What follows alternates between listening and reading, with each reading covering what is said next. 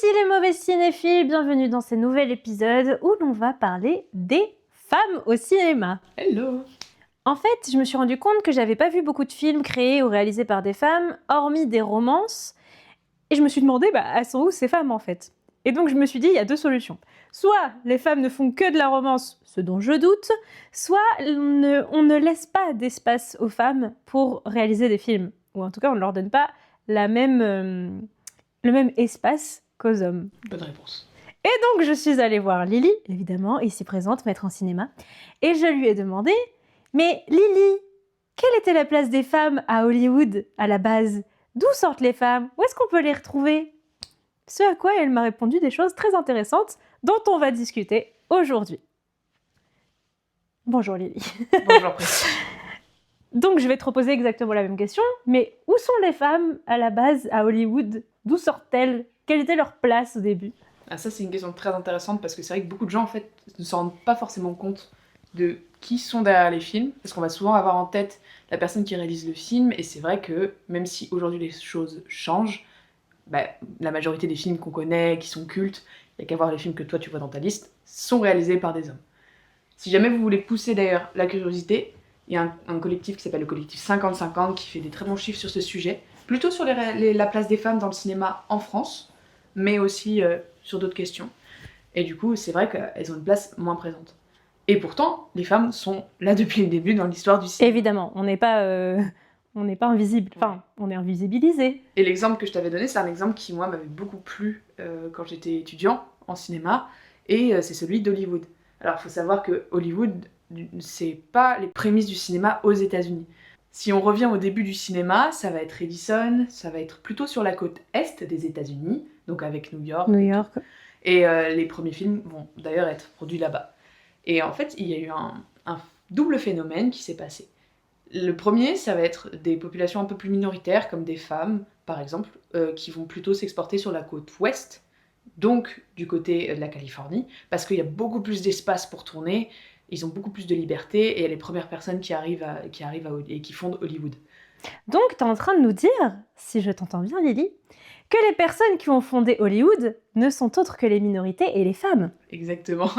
Sur les grandes lignes, c'est assez ça en fait. Et c'est très intéressant parce que ce qui s'est passé, surtout avec les États-Unis, c'est qu'il y a eu une deuxième conquête de l'Ouest. C'est-à-dire la première conquête de l'Ouest, on la connaît tous, mais la deuxième, c'est en fait le cinéma lui-même. Parce que ce qui s'est passé, c'est que sur la côte Est, il y avait à la fois les grands patrons, les producteurs et tout ça, et les réalisateurs et les équipes techniques. Ils en avaient marre, en fait, de l'ingérence des patrons sur leur travail. Et ils se sont dit, mais attendez les gars, sur la côte ouest, ils sont en train de construire un truc trop cool, là-bas. Il y a vraiment beaucoup de place, on peut faire des grands tournages, on peut faire des westerns, c'est trop bien. Et en plus, on sera loin des patrons, il y a le décalage horaire, ils nous lâcheront un peu la grappe. Donc ce qui s'est passé, c'est qu'on a eu vraiment une conquête de l'Ouest de la part du cinéma, qui s'est exportée sur la Californie. Et du coup, quand toutes ces personnes sont arrivées sur la côte ouest, il y avait déjà cette population qui avait commencé à construire Hollywood, qui avait commencé à produire des films. Et ce qui s'est passé en particulier pour les femmes, alors ça va être dans les grandes lignes, il y a plein d'autres éléments qui sont venus en compte, mais c'est qu'elles ne pouvaient pas être syndiquées à cette époque. Donc elles ne pouvaient pas voter des choix et tout. Et du coup, quand eux, ils sont arrivés avec leur syndicat, ils les ont toutes foutues dehors. Ah oui, parce que du coup, ils ont tous voté, et puis au bout d'un moment, il n'y avait plus de femmes. C'est ça. Par contre, évidemment, les femmes n'ont pas totalement disparu. Enfin, déjà, il y avait beaucoup d'actrices. Il y avait aussi beaucoup de personnes en tant que script ou d'assistantes de réalisation, parce qu'en fait, pendant longtemps, ça a été vu un petit peu comme une extension du métier de secrétaire. Donc, un métier... Et qui fait secrétaire, à votre avis? Les femmes. Et du coup, il y en avait beaucoup qui c'était des femmes. Donc, il y avait actrices, il y avait script, il y avait aussi beaucoup de monteuses, finalement. Et ça, c'est un phénomène qu'on retrouve énormément en Europe aussi. Attends. Pour en revenir au script, on est d'accord que c'est encore un peu un travail féminin au final. Oui. Parce que c'est toujours vu comme un truc de secrétariat et les hommes n'aiment pas trop ça. Oui. Donc c'est toujours beaucoup féminin, ce rôle-là. Et on voit énormément d'écoles qui essayent de changer un peu la donne quand on voit les promotions de la Fémis, par exemple. Je crois que c'est 6 scripts ou 4 scripts tous les 2 ans, parce que c'est pas non plus un métier où il y a 20 millions de personnes. Ouais. Et tu vois de plus en plus de noms d'hommes aussi qui émergent. Mais je sais que personnellement, sur les tournages amateurs qu'on a fait, c'était presque que des femmes. J'ai une amie qui, elle, tente plutôt d'être script. la population qu'elle rencontre, c'est presque que des femmes. Mm. Il y a très peu d'hommes. J'ai vu une seule fois un script homme, et il était génial d'ailleurs. Si jamais il passe par là, bonjour Théo, mais c'est la seule fois. Et pour ce que tu étais en train de... sur le sujet dans lequel tu étais en train de partir, c'est-à-dire les monteuses, moi ça m'intéresse que tu leur racontes ce que tu m'as raconté Ah oui. par rapport à l'histoire des monteurs. En fait, ce qui est intéressant, c'est ça commence un peu avec aussi les coloristes, c'est-à-dire les films avant les pellicules en couleur, ils étaient souvent quand même colorés. C'est-à-dire, ils avaient leur pellicule en noir et blanc, et les réalisateurs ensuite, ils avaient des catalogues entiers proposés par des compagnies qui soit développaient les pellicules, soit les coloraient, et ils leur disaient voilà, on a telle teinte, telle couleur, on peut vous peindre on peut vous peindre les pellicules comme ça. C'est quelque chose que vous avez peut-être vu si vous avez vu le film Hugo Cabret de Scorsese, Oui. dans lequel on voit justement qu'ils ont peint toutes les pellicules des films de Méliès. C'est quelque chose qui se faisait en fait beaucoup. Sauf que ce travail, c'était un travail qu'on pouvait faire en fait chez soi. Et il y a beaucoup de femmes qui se sont mises à se faire ce travail à la maison pour arrondir les factures parce qu'elles ne pouvaient pas travailler, parce que voilà, elles étaient femmes au foyer, des choses comme ça. Du coup, c'est devenu un métier très féminin. Et il y a des ateliers entiers qui étaient dédiés en fait à la peinture sur pellicule, où les femmes venaient peindre du coup en travail à la chaîne, comme dans une usine, toutes les pellicules, avec des teintes et tout. Et justement, c'est ces travaux à la chaîne, beaucoup dans le cinéma, qui ont été réalisés par des femmes. T'as quoi d'autre comme exemple de travaux à la chaîne, par exemple? Le montage, pour le coup, qui vient un petit peu plus tard. Et ça aussi, c'est un travail qui a été fait énormément par des femmes. Et en fait, ce qui est très intéressant, pour vraiment comprendre à quel point les femmes étaient assez invisibilisées dans les métiers, on va dire, de la création du cinéma, c'est qu'en fait, au tout début du cinéma, le cinéma arrive à une période où il est considéré du coup comme le 7e art, mais il doit aussi se légitimiser. C'est-à-dire il y a beaucoup de gens qui sont en mode... C'est pas vraiment un art, un peu ce qu'a subi trop longtemps nouveau. la BD ou même le jeu vidéo dernièrement. Oui. C'est voilà, qu'est-ce qui fait la singularité de cet art, comment on prouve que c'est bien un art. Le jeu vidéo, on est encore dedans d'ailleurs. Surtout quand on arrive à une période où les gens vont croire que c'est juste du théâtre filmé, des choses comme ça, que c'est pas du tout intéressant, que c'est pas un art, ou que c'est plus qu'un divertissement ou des vues d'actualité. Et en fait, ce qui s'est passé, c'est que pendant des années, il y a eu différents pans du cinéma qui ont été investis du pouvoir, on va dire, artistique du cinéma. C'est-à-dire, qu'est-ce qui fait que le cinéma, c'est un art? Qu'est-ce qui le rend singulier? Est-ce que c'est la mise en scène? Est-ce que c'est le cadrage? Est-ce que c'est le jeu des acteurs? Quelque chose comme ça. Et à un moment donné, où on s'est dit, enfin, pas forcément moi, mais avec des courants de pensée, que c'était le montage. Et un phénomène super intéressant qui se passe à partir du moment où les gens ont décidé, ah mais en fait, oui, c'est le montage. C'est que la population de femmes qui faisaient du montage, je pense que c'était, je sais pas, 95%. 95% de femmes qui faisaient du montage. Je pense, j'exagère toujours, mais je pense que c'était pas loin. Beaucoup de femmes en tout cas. Et à partir du moment où ils ont dit, en fait, c'est un métier, c'est l'art du cinéma, c'est le montage, tous les hommes sont arrivés. Exactement. Tous les hommes ont dit, non, maintenant c'est notre métier, parce que c'est ça qui fait du cinéma de l'art. C'est ça. Et parce qu'aussi, il y a beaucoup de réalisateurs qui se sont emparés de cette question du montage, qui ont fait des théories sur le rythme, beaucoup de théoriciens russes par exemple à l'époque. Et du coup, ça a vraiment eu une inversion de la tendance. Mais ça reste quand même un métier aujourd'hui qui est relativement traité par des femmes. Tu dirais aujourd'hui que le montage est plus féminin? Non, je pense que... Je sais pas du tout, faudrait regarder les chiffres. Je pense... J'ai l'impression qu'on voit aussi beaucoup de 50-50, mais ce que je veux dire, c'est que, par exemple, comment dire, dans des films plutôt des années 80 ou 60-80, je pense à des films comme Laurence d'Arabie ou Elephant Man, par exemple, c'est des monteuses, c'est assez connu. Après, c'est assez vieux aussi maintenant. Ouais, c'est assez vieux. Mais maintenant, aujourd'hui, je pense, je sais pas si les réseaux sociaux ont pas joué un peu là-dedans, mais j'ai l'impression que le métier de monteur, il est assez... masculin? Ouais. Mais c'est pas monteur au cinéma, donc c'est peut-être ça la différence. J'en sais rien. Je suis pas très renseignée sur ça aujourd'hui, mais c'est vrai qu'à l'époque des années 80, c'était peut-être encore assez féminin. Oui, c'est possible.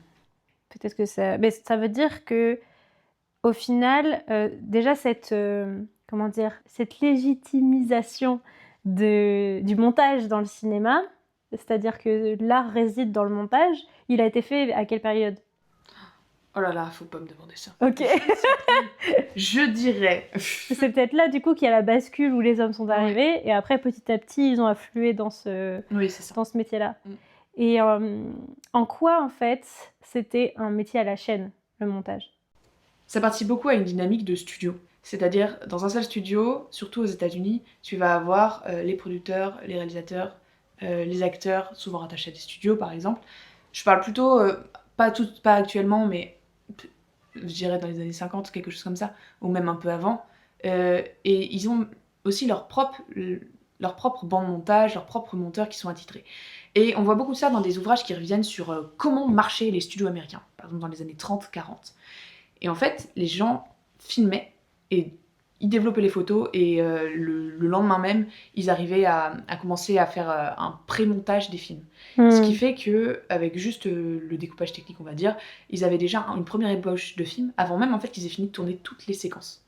Et ils arrivaient pour pouvoir faire un travail très très à la chaîne en fait. Du coup, c'était des labos entiers de personnes qui coupaient, qui montaient toute la journée, qui refaisaient des prises, enfin pas forcément eux, mais par exemple des laboratoires peut-être plus d'effets spéciaux qui eux leur refaisaient des pellicules qui pouvaient remonter si par exemple il fallait faire de la surimpression, des choses comme ça, ou des effets spéciaux. Et du coup, ça fait que c'était un travail assez à la chaîne. Ok. Mais du coup, quand les hommes sont arrivés parce qu'ils se sont dit le montage, c'est ça le vrai cœur du cinéma, elles sont parties où toutes ces femmes? Est-ce qu'elles sont juste parties ou est-ce qu'elles ont été redirigées vers d'autres métiers du cinéma qu'on se disait, desquels on se disait ouais c'est moins intéressant donc c'est pour elles? Ah, ça je pourrais pas te dire, ça dépend vraiment. Et je sais qu'il y a d'autres métiers en fait où elles ont pu peut-être être dirigées, mais il y a aussi beaucoup d'actrices et de réalisatrices qui ont quand même persisté.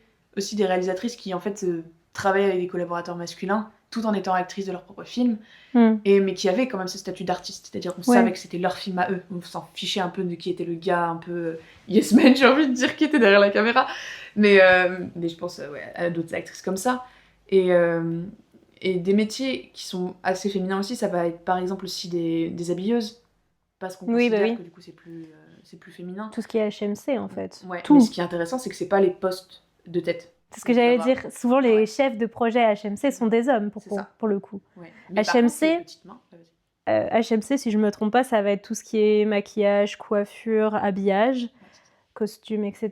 Et c'est vrai que souvent toutes les petites mains, donc tout le travail à la chaîne, c'est les femmes, et tous les chefs sont des hommes. Exactement, ouais.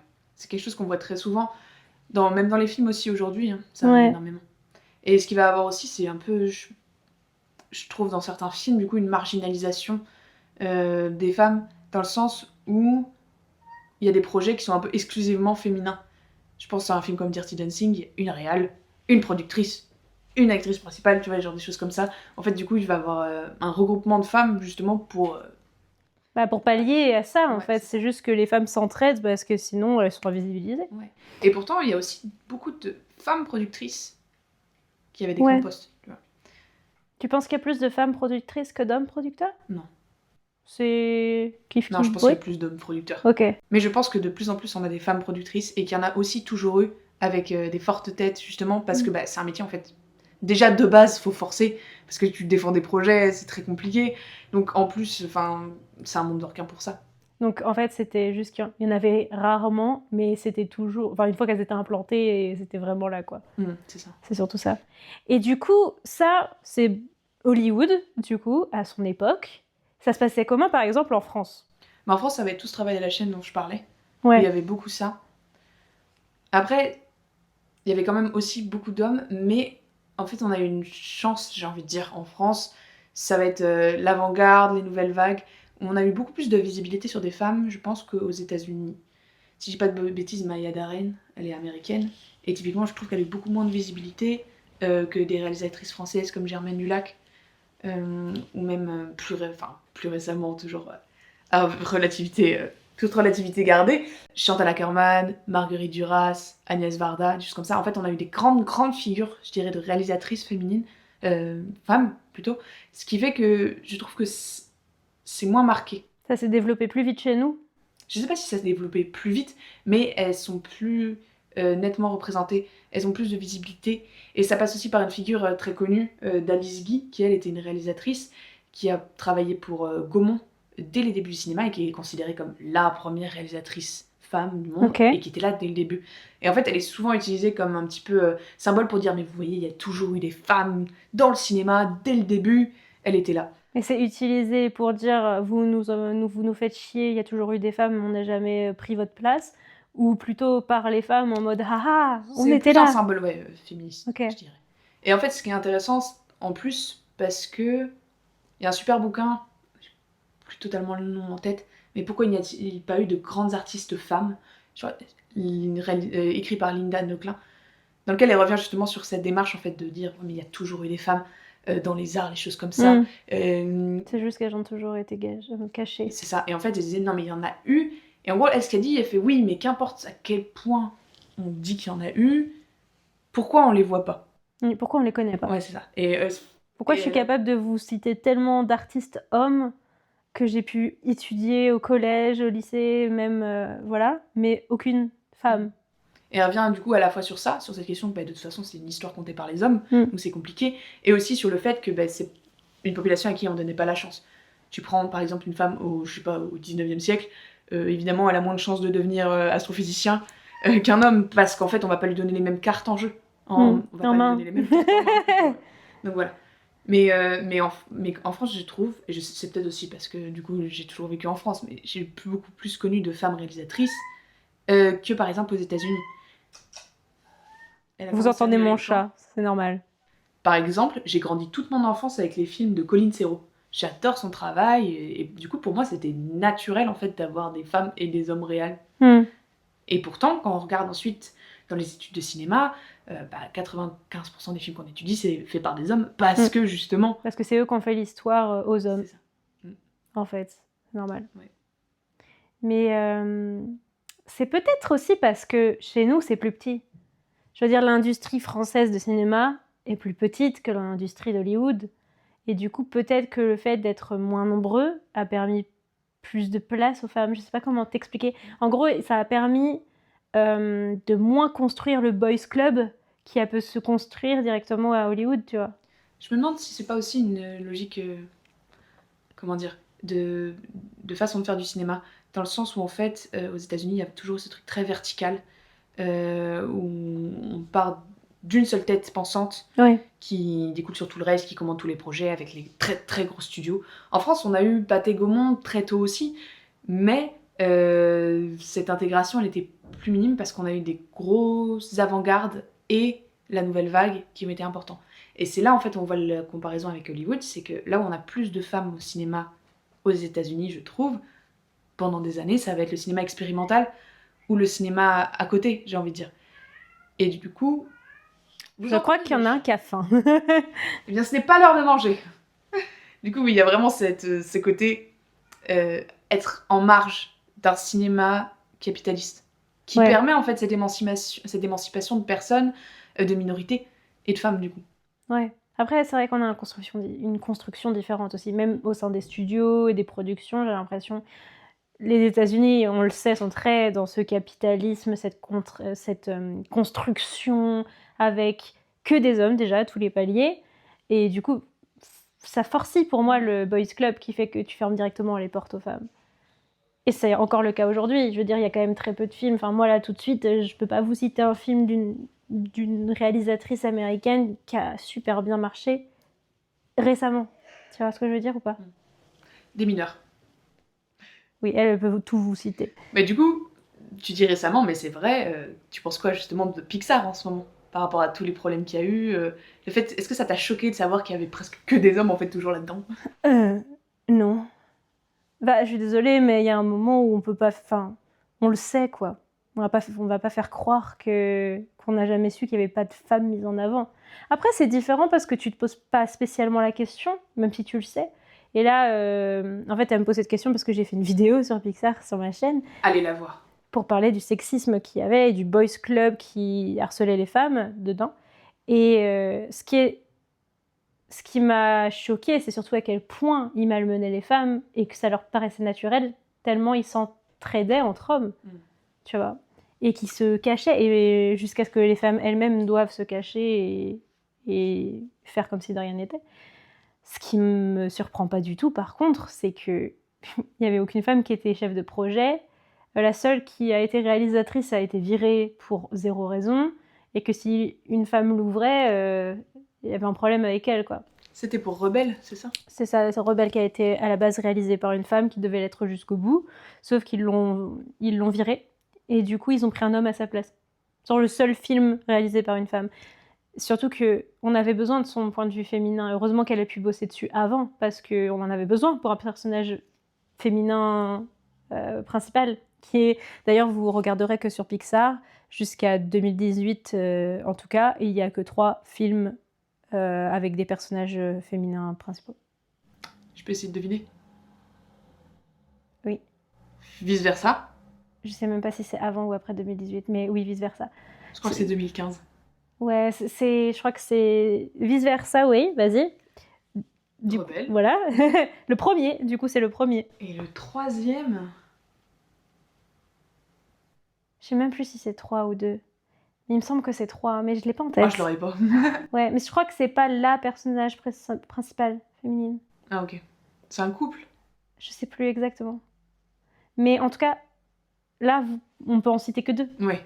Et je sais qu'il y en a maximum 3 jusqu'à 2018. Et c'est après le gros problème Lasseter, qui était donc un des grands directeurs artistiques acclamés par le monde parce qu'il a créé Toy Story, qui a été accusé d'agression et de sexisme et de misogynie, enfin bref, tout ce qui s'ensuit. Hein.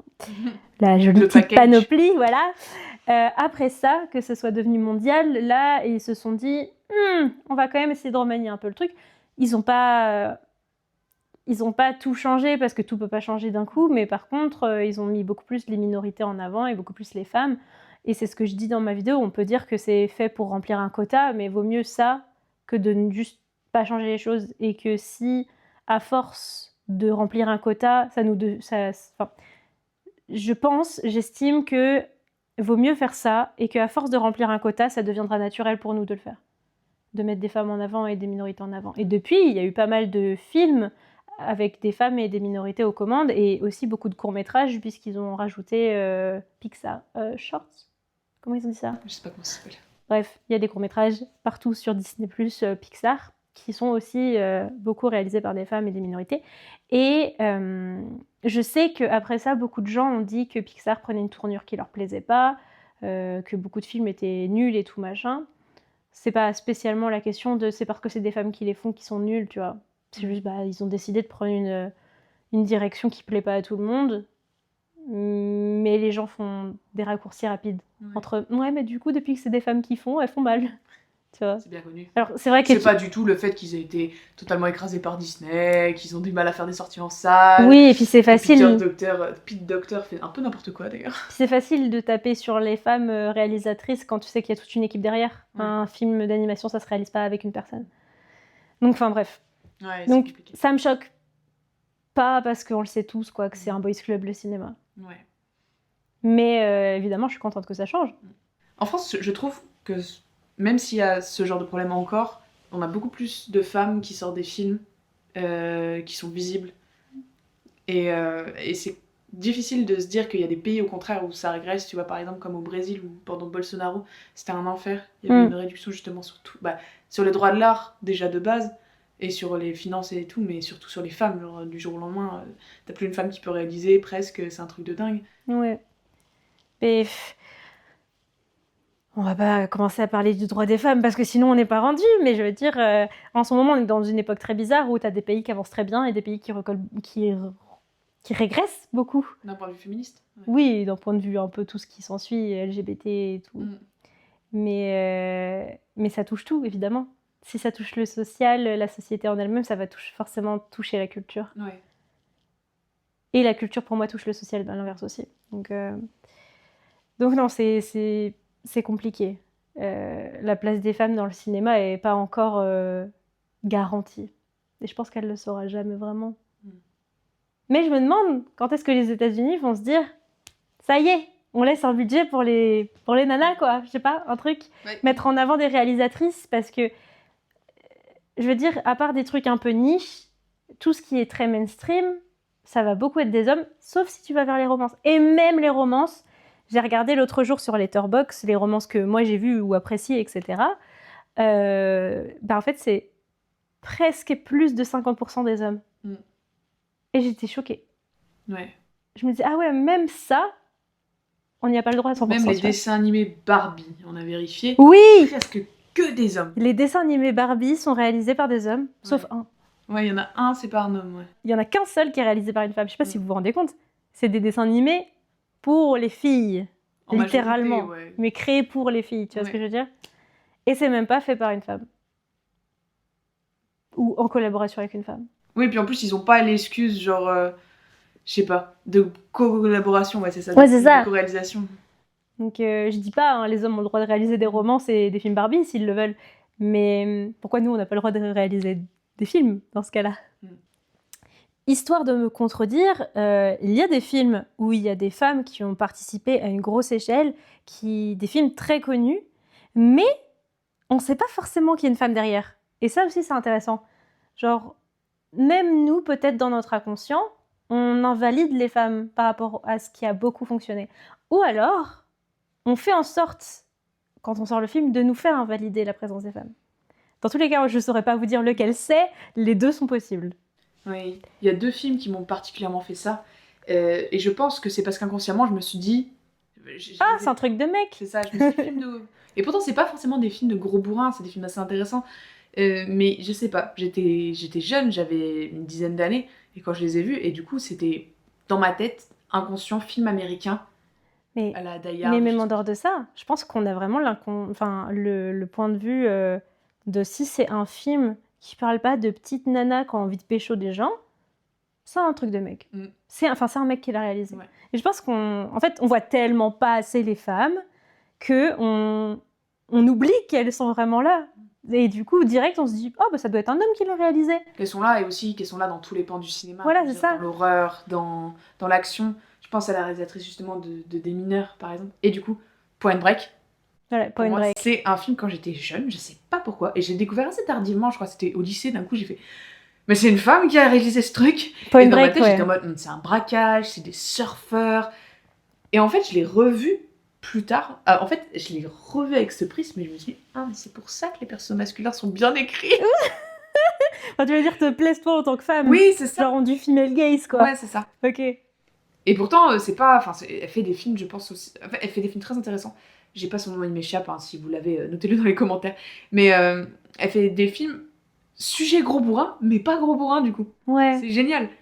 Et l'autre film qui m'avait fait ça, et pour le coup, c'est un cas très intéressant, parce qu'il a tout un imaginaire maintenant sur les réseaux sociaux, c'est American Psycho, qui a été réalisé par une femme, qui est écrit par un homme, justement. C'est marrant. J'ai l'impression que ça, tout le monde l'a réalisé il y a genre 5 piges. Oui. Tu vois ce que je veux dire? J'ai l'impression que c'était devenu le sujet, quoi, de American Psycho. Bah oui, Psycho, mais pardon. parce que justement, en fait, c'est que le film, il a été un peu emparé par les réseaux sociaux pour de mauvaises raisons, et tous ces gros machos, hein, désolé de le dire, qui défendaient le symbole de Patrick Bateman comme un Sigma. Et là, ils se sont dit, il y a un problème. Non, c'est les autres qui ont fait, les gars, vous pouvez dire ce que vous voulez, hein, mais le livre, il a été écrit pour dénoncer les bourgeois impunis, et pour dire que les psychopathes, ça sort pas genre de la pauvreté, c'est vraiment genre...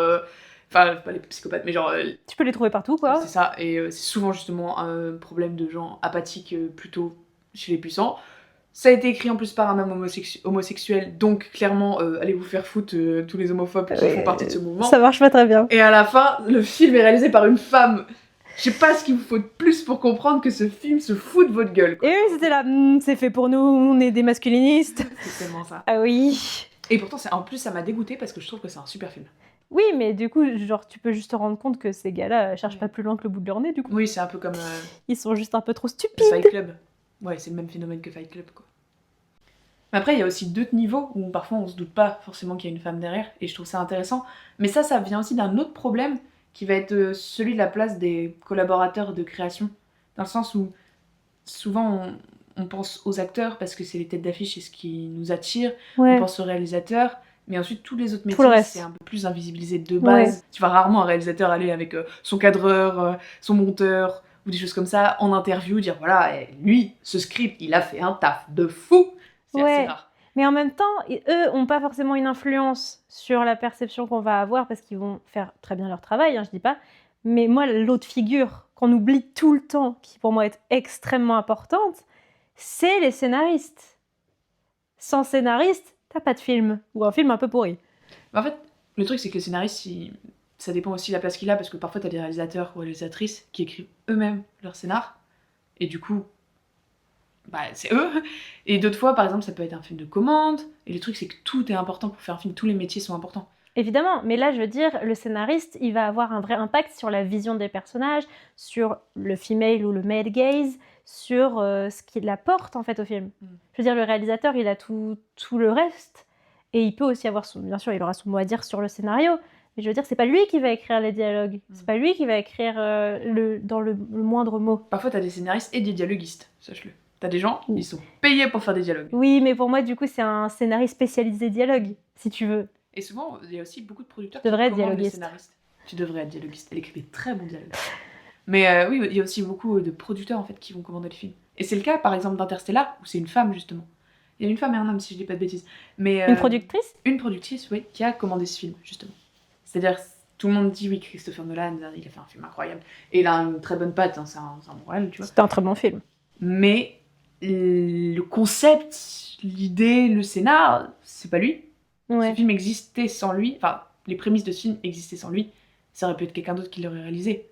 Ouais, en fait, tout, mais ça aurait été quelqu'un d'autre. À l'inverse de souvent, là, c'est plutôt un réalisateur qui a été cherché pour une histoire, en fait. C'est ça. Ok, donc l'histoire est venue de la productrice ? Oui, c'est ça, c'est venu d'une productrice et d'un autre producteur, en rapport aussi avec d'autres films, et c'est souvent le cas, en fait. Mais aussi en France, tu peux avoir un producteur qui va chercher. C'est un peu différent en France parce qu'il y a aussi le statut de réalisateur-auteur, on va dire, où ils écrivent les œuvres qu'ils réalisent, qui fait qu'il y a moins cette, on va dire, ce cheminement entre producteur qui fait appel à un scénariste puis qui cherche un réalisateur, comme aux États-Unis. Aux États-Unis, ça se fait beaucoup, mais le scénario se fait aussi beaucoup à la chaîne, dans le sens où c'est un peu un travail d'open space. Dans le sens où tu pointes à 8h du matin, tu dépointes à 18h et toute la journée tu brainstorm avec des autres scénaristes, quoi. Oui, c'est une grosse réunion. C'est ça.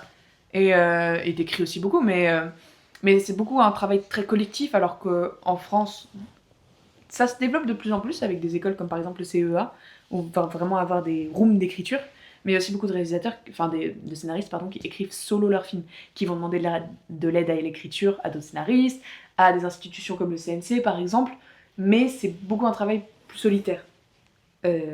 Beaucoup moins aux États-Unis, surtout en ce moment. Et aussi en Amérique du Nord de façon générale. Il y a beaucoup aussi de rooms d'écriture au Canada par exemple. Ok. Ça me fait penser, en parlant de scénaristes et de producteurs, que... Alors, il y a un réalisateur avec lequel j'ai du mal, qui est Ridley Scott, voilà. Tapez-moi pas dessus. Et le seul film que j'ai aimé de lui, je l'ai pas aimé, je l'ai adoré, sa mère. Genre vraiment, c'est un de mes films préférés. Qui est Thelma et Louise, du coup. Et en fait, je me demandais pourquoi, dans tous ces autres films que j'ai vus de lui, ces personnages féminins sont éclatés, ils sont nuls, sont mal écrits, voilà, ils sont nuls. Maman, fille. Ouais, c'est ça, genre, c'est... Non, c'est vraiment... Ils sont nuls, ils sont mal écrits, ils sont mal développés, ils m'énervent. Non pas à cause des actrices, mais vraiment à cause de l'écriture du personnage.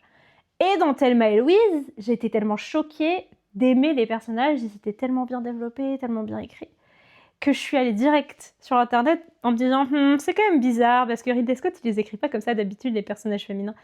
Et j'ai tout de suite vu que la scénariste était une femme, et j'ai su. Oui. J'ai su. Et là, je me suis dit, punaise, madame, en fait, c'est de vous dont je suis fan, c'est sûr. Et du coup, je trouve ça très important, le pouvoir des scénaristes dans un film. Et là, par exemple, je me dis, si c'est lui qui est venu la chercher, Scott, je vais dire, c'est une très bonne chose qu'il ait décidé de prendre une femme pour écrire des femmes. Ouais. Surtout quand on sait que c'est des femmes auxquelles il faut qu'on s'attache. C'est les deux personnages principaux féminins. Et je pense que si il s'était foiré là-dessus, le film aurait juste été foiré. Tout réside dans les personnages.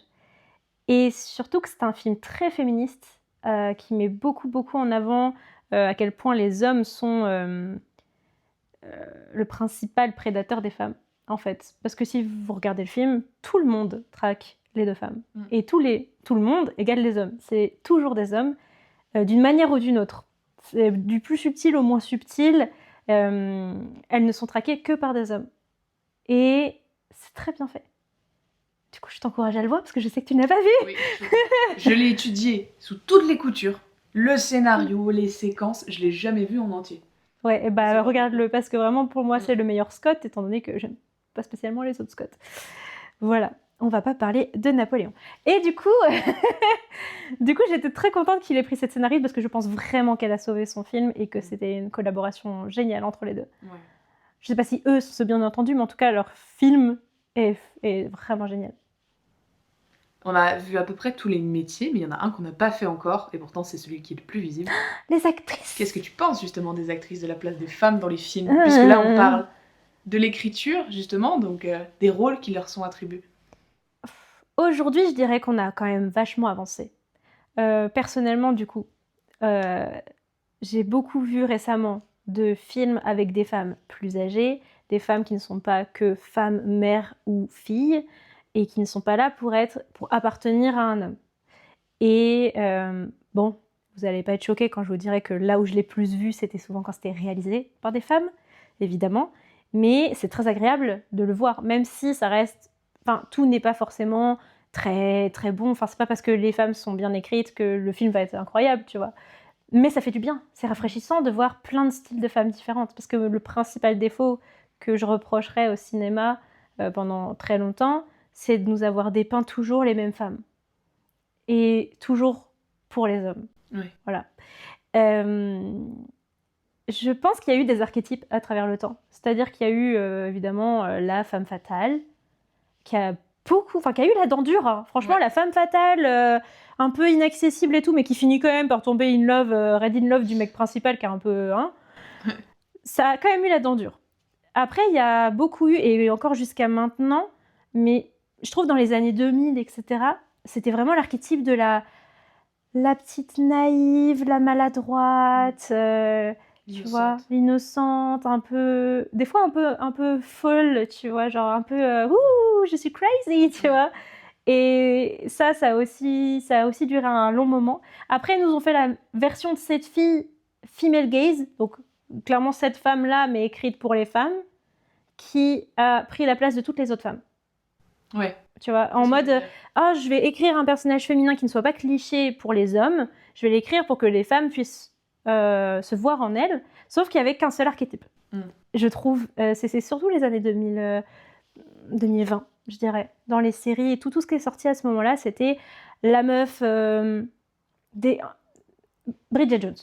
Oui. Bridget Jones, mais 20 ans plus tard, et que des Bridget Jones de 20 piges, de 30 piges, célibataires, qui tombent toujours sur un mec parfait et tout machin. J'en ai eu marre, déjà parce que je me vois pas en ce personnage, et parce que y a beaucoup de femmes qui se verraient en ce personnage, tu vois. Ouais. Et j'adore cet archétype, mais bon, quand tu le vois partout, et que c'est que ce personnage principal-là, c'est fatigant. Donc je pense que ce que je reprocherais, c'est d'avoir eu des archétypes tout au long du cinéma et de s'être enfermé dedans pendant de très très longues périodes jusqu'à nous en dégoûter, alors que ces femmes existent. Par exemple, franchement, je renie pas du tout la femme fatale, ni la femme naïve et tout, qui tombe raide pour les hommes. Je veux dire, ok, c'est un côté male gaze et tout machin, mais ces femmes existent. Donc j'ai rien contre le fait qu'on en voit. Le problème, c'est qu'on ne voyait que ça. Et pareil pour les femmes après, l'archétype que je t'ai donné. Moi, je dois avouer que ce qui me pose le plus problème avec la femme fatale, c'est ce que tu as dit, c'est cette idée que elle va être montrée comme indépendante, autonome, mais elle va quand même se soumettre à la passion de l'amour d'un homme à la fin. Oui, en fait, le truc, c'est juste qu'elles sont mal écrites. Oui. En fait, c'est juste un gros problème d'écriture.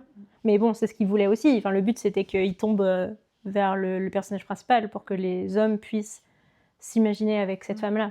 Et c'est marrant parce qu'à travers le temps, par contre, je trouve qu'il y a des réalisateurs qui ont toujours à peu près bien écrit des persos féminins. Enfin, du coup, c'est pas forcément eux, mais des films attribués à une filmographie d'un gars, on va dire. Je pense par exemple à Nicolas Ray. Il a beaucoup travaillé sur des adaptations aussi, par exemple comme La Fureur de vivre. Mais je trouve que ces personnages féminins sont toujours très intéressants. Notamment dans Johnny Guitar, on va avoir un personnage un peu plus vieux, comme ce que tu aimes, justement. Et qui va avoir une indépendance, qui gère un saloon tout seul, qui vraiment, c'est elle contre le monde en fait dans ce film. Alors, elle est aidée par un homme, mais elle est très intéressante seule comme personnage, mais ça n'empêche pas en plus, et c'est ça un truc que je reproche à beaucoup de films ensuite américains, elle n'est pas pour autant séparée des émotions. C'est-à-dire, dans beaucoup de films, ce que je reproche, je pense à J. Jane par exemple, à Megal en français je crois, où on a vraiment cette idée que pour écrire une femme forte, en fait, faut pas d'émotion, rien du tout. Alors qu'en fait, c'est pas ça, en fait. Il faut pas être Il y a un entre-deux entre être soumis à ses émotions et ne pas en avoir du tout. Et je trouve que chez Nicolas Ray, il y a vraiment un bon équilibre. En fait, ils assument juste leurs émotions. Ouais. Et du coup, ça les rend tellement agréables, ces personnages féminins, alors que je te parle de films des années 50. Tu vois. Après, le problème des émotions, c'est pas qu'avec les personnages féminins inaccessibles. Hein. C'est clairement tous les personnages. En fait, tous les personnages. C'est-à-dire que tous les personnages féminins sont tous trop émotifs, mais c'est pas bien représenté. C'est-à-dire que moi, j'ai rien contre l'hypersensibilité ou les grosses sensibilités chez les personnages féminins. Même si elle peut pleurer tout le temps, je m'en fous, mais qu'elle pleure de la bonne manière. Genre qu'elle se soit bien faite, tu vois. Maintenant, je trouve qu'on arrive assez bien à dépeindre cette hypersensibilité chez les personnages féminins, qui avant, je trouvais ça insultant. Ouais, je pense que tu la manière dont c'était dépeint. C'était oh, des petits êtres fragiles qui pleurent tout le temps. Alors que non. Et surtout que quand une femme pleure, elle va jamais crier. Quand une femme crie, elle n'a pas d'émotion. C'était ça en fait ce que tu disais, c'est genre les femmes fortes, elles crient, elles n'ont pas d'émotion, ou alors elles sont genre muettes et inaccessibles, ouais, mais en tout cas elles n'ont pas d'émotion. Et les femmes qui pleurent peuvent jamais s'énerver, genre sauf si c'est pour s'énerver mais folle, tu vois, genre j'en peux plus et tout machin, mais c'est pas genre tacler quelqu'un, tu vois. Et du coup en fait t'es enfermé dans un stéréotype qui a une seule facette. Et c'est ça en fait le problème, c'est en fait. Après, c'est compliqué de demander à des hommes d'écrire des femmes multifacettes quand ils ne s'intéressent pas eux-mêmes aux femmes. Ouais. Puisqu'ils veulent foutre des hommes partout et qu'il n'y a toujours qu'un seul personnage féminin dans leur film. Ça, c'est ça qui m'énerve. Voilà, je réponds à ta question. Ce qui m'énerve dans le ciné, c'est qu'il n'y a qu'un seul personnage féminin par film réalisé par un homme dans tout un pan du cinéma. Ouais. Et toujours très mal écrit.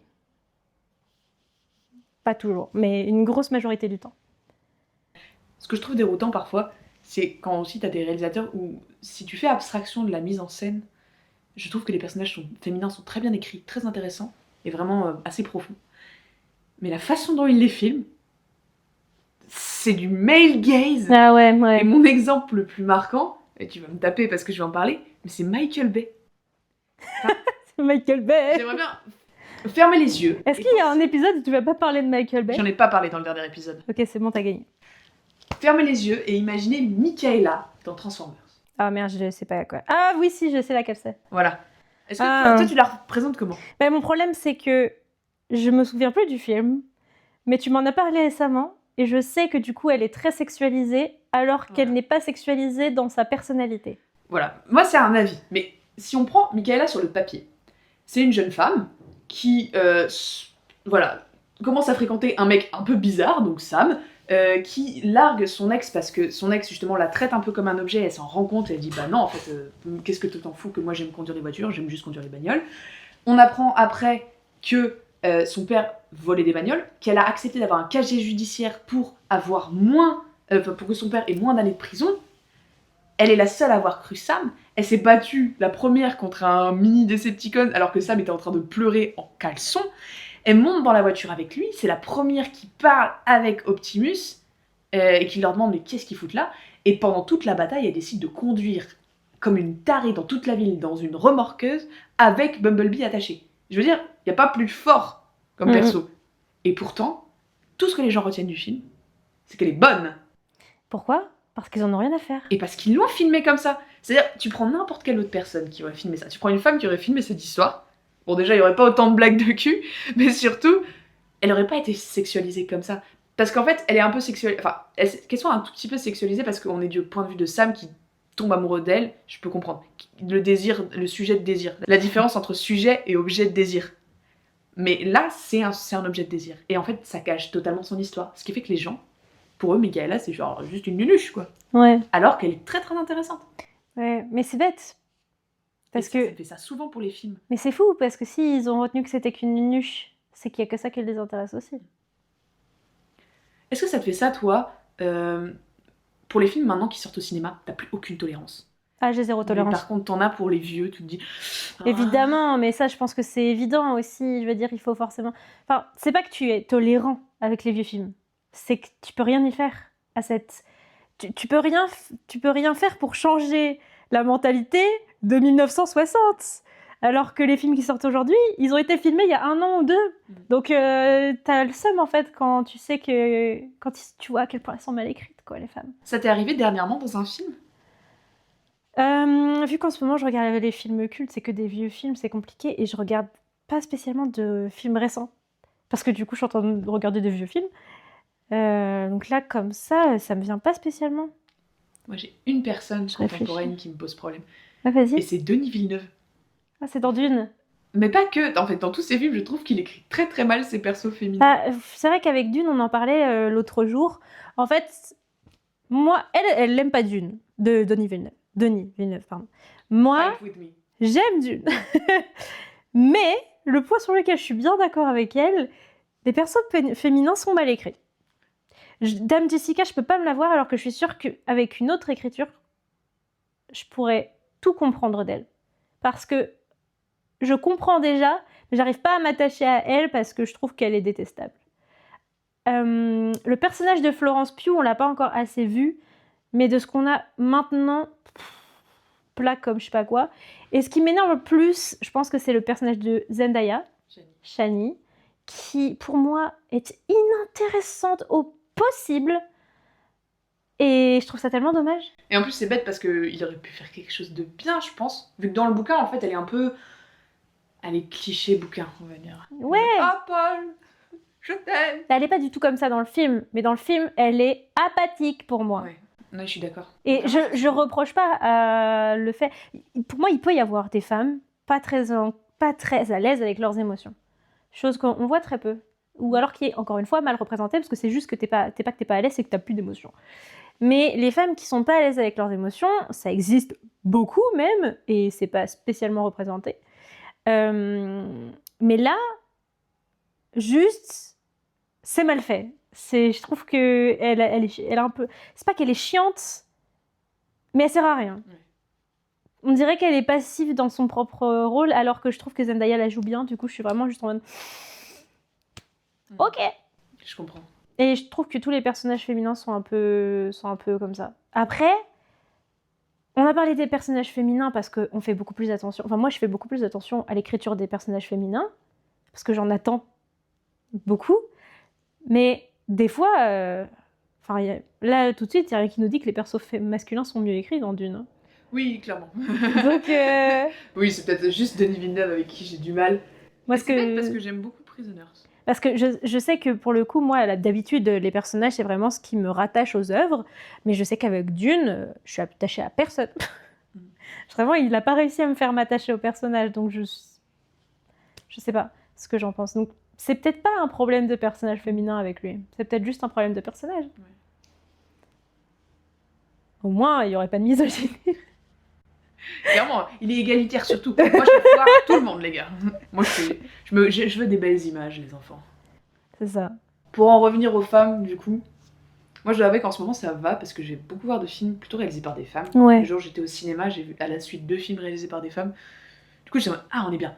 Et pourtant, il y en a un que j'ai pas du tout aimé. Mais tu sais, c'est bête, mais je préfère ne pas aimer un film fait par une femme que ne pas aimer un film fait par un homme. Non, ça, je m'en fiche pour moi. Mais je préfère un film mauvais avec une femme bien écrite qu'un film bon avec une femme de merde. Oui, c'est ça. Oui, c'est un peu ça que je voulais dire. C'est ça que tu voulais dire. C'est bien. C'est ça. Genre, tu préfères regarder un film pas ouf ou moyen, mais avec une femme qui est super bien écrite au top du top, plutôt qu'un film incroyable où le seul personnage féminin est écrit avec les pieds. Ouais. Maintenant, je pense qu'il est temps de vous proposer des films. Alors, j'ai rien à vous proposer parce que j'ai honte, mais j'ai vraiment pas de films écrits, réalisés par des femmes que j'adore et j'ai pas envie de vous conseiller des choses que je trouve moyennes ou mauvaises. Donc, je vais laisser la parole à Lily qui a plein de belles choses à vous proposer et moi, je vais prendre note pour aller rattraper mes lacunes. Faites de même. Alors, je me permets de prendre mon téléphone parce que je n'ai aucune mémoire des prénoms, c'est un truc de dingue. Je commence peut-être par mes préfs. Oui. J'en ai parlé tout à l'heure, mais Colline Serrault, c'est vraiment une réalisatrice dont j'aime énormément le travail. Elle a fait des films très connus comme La Crise, Chaos, 3 hommes et un couffin, qui a eu le droit à une adaptation. Je l'ai vu. Tu vois? Est-ce que tu l'avais bien aimé? Oui, mais on l'a vu au collège, alors je me souviens plus trop. Je pense que mon film préféré d'elle, c'est La Belle Verte, et qui est très intéressant parce qu'en fait, c'est un film d'alien. C'est une alien qui débarque sur Terre pour retrouver les traces de sa mère, et elle a un espèce de pouvoir où elle rend les gens tous plus lucides quand elle leur parle et quand elle les déconnecte. Et ça donne lieu à des situations très comiques et très très belles, où il y a beaucoup de personnages féminins très variés. Voilà. Donc vraiment, je te Ça conseille donne envie, énormément. ça vend du rêve. Autre palmarès qui fait partie de mon Panthéon personnel. Voilà, comme j'aime l'appeler, parce que elles ont réalisé Matrix, c'est les sœurs Wachowski. Oui. Je sais que toi, t'as un peu de mal avec leur Perception. perception des femmes aussi, qui s'apparente peut-être un peu plus à du male gaze que du female gaze. Ouais, je trouve elles font un travail un peu... En fait, je trouve qu'elles sont dans un entre-deux.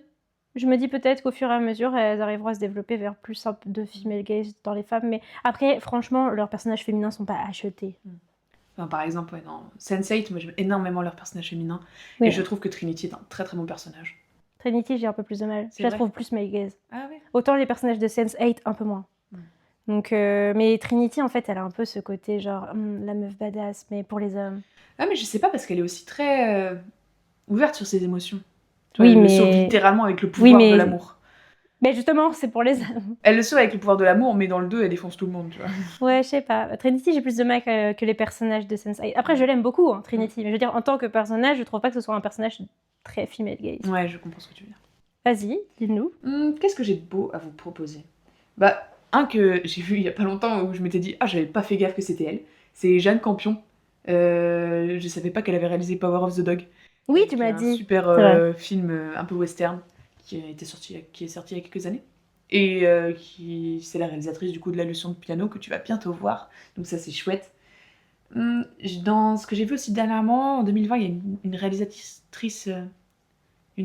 franco-brésilienne, je crois, qui s'appelle Maya Darin, à ne pas confondre avec Maya Deren, qui elle a fait un film qui s'appelle La Fièvre, qui est assez incroyable. Oui, je l'ai vu passer, c'est vrai. Qui revient sur un homme qui est désespérément appelé par la fièvre de la forêt amazonienne.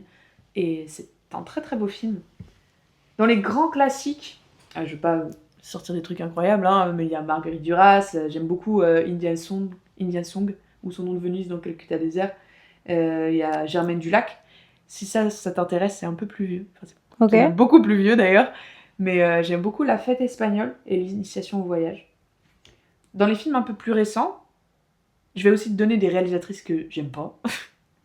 J'aime pas. Mais pourquoi? Mais me donne pas des réalisatrices que t'aimes pas. Parce que je veux savoir ton avis quand même. Ok. Chloé Zhao, qui a réalisé The Eternals. Bah, j'aime pas The Eternals déjà. Nomadland, que j'aime pas du tout. Et qui a réalisé aussi dernièrement Hamnet. Ah oui, Hamnet, il m'a pas du tout donné envie de le voir. Mais beaucoup de gens sont allés le voir, je sais pas pourquoi ça a fait autant de bruit. Je sais, mais ils étaient assez mitigés. Parce que le casting est incroyable. Voilà ok. Pourquoi.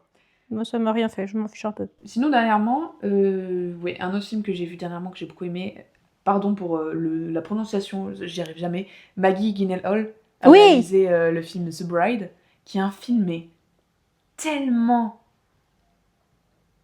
imparfait, mais que j'adore. Vraiment, j'ai ressenti tellement d'émotions devant ce film. J'ai adoré, il est super. Donc imparfait, mais très bon en émotion. Ouais, vraiment, je te le conseille, j'aime trop avoir ton avis.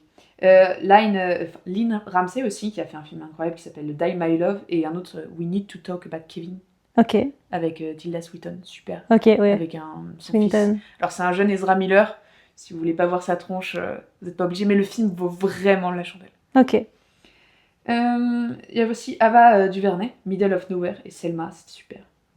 Je pense aussi en film français, sorti récemment, mais je sais pas si elle a l'intention de sortir d'autres films, parce que je crois que rien que celui-là, ça l'a bien épuisé.